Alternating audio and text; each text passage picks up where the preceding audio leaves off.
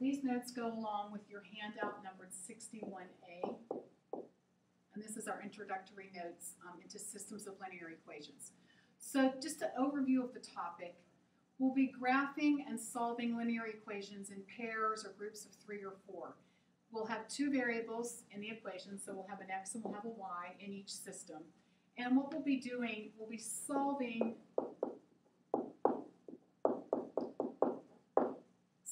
for the xy that makes all of the equations true at the same time.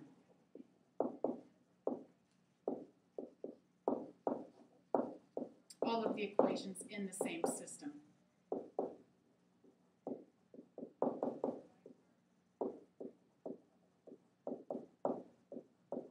And a solution to a systems of equations is an ordered pair, an x and a y.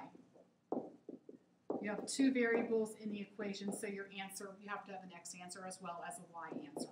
So your solution is an ordered pair.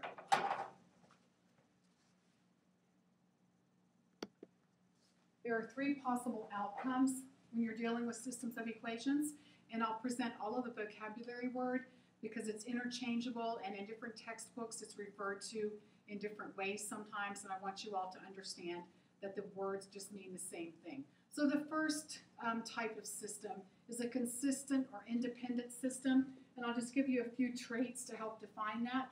You have one solution. So there's one xy ordered pair that satisfies the equations. When you're graphing, it means you just have one intersection point.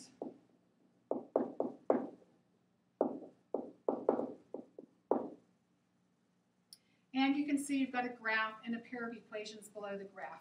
So let's graph the first equation.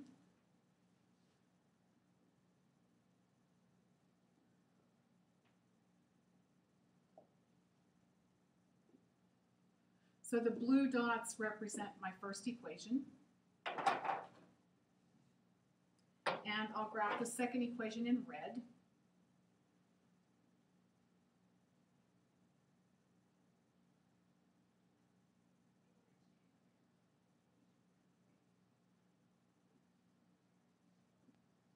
And I can see that I have one point where the graphs have overlapped. The green point becomes my solution or my intersection point, and its coordinates are 2, -5. And if I substitute 2, -5 into each equation for the x and the y values, you see that you get true statements both times. So the solution for this system is 2, -5. So this represents your consistent or independent one solution system. When I graph it, I have one intersection point.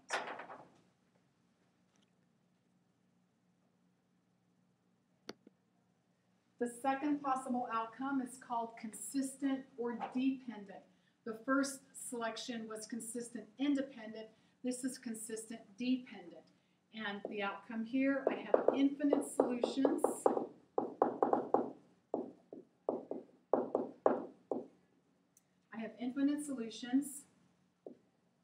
And the equations are actually the same line. So the equations are describing the same line, and sometimes that's not obvious until you start working with it.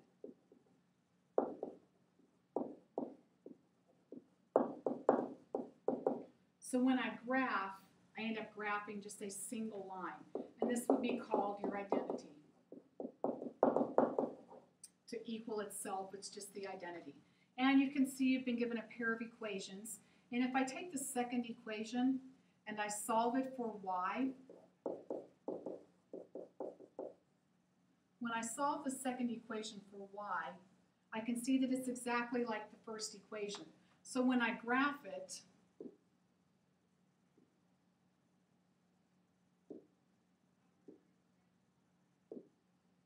even if I were to graph the other line in red, I would be plotting exactly the same points.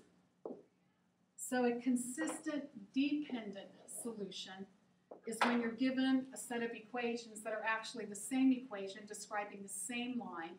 You may have to do some manipulating and some factoring things out in order for that to emerge, but whenever you graph it, you end up graphing just a single line. So this will be your identity case.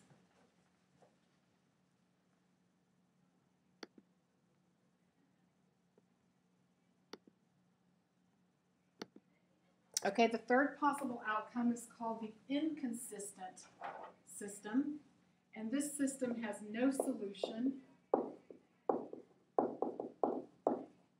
No solution. There's no intersection point on the graph.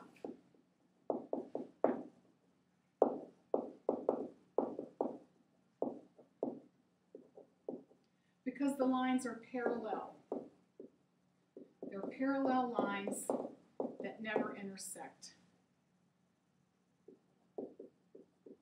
That means they never intersect at a single point that would find an XY point or ordered pair that would satisfy both equations. So you can see the pair of equations that you're given. They're given in standard form, but it's easy enough to see that the slope for both of these equations is 1/2. And if I were to graph the two lines, you would see that they would never intersect. And if I did it with x and y intercepts, if y is 0, x is 4.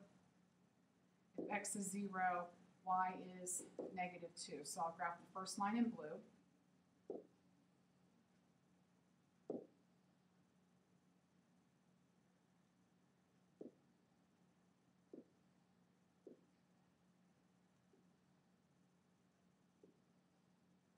And I'll do the first line in blue, I'll do the second line in red, and if I graph it using intercepts, if x is 0, then y is 1. If y is 0, x is -2.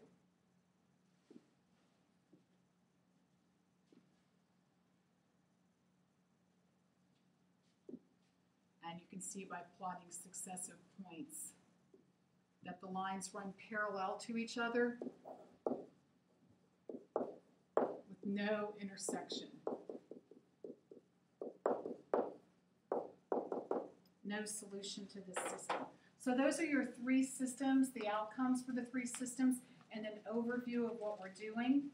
And I'll stop this video now, and then the second video will contain notes for the back.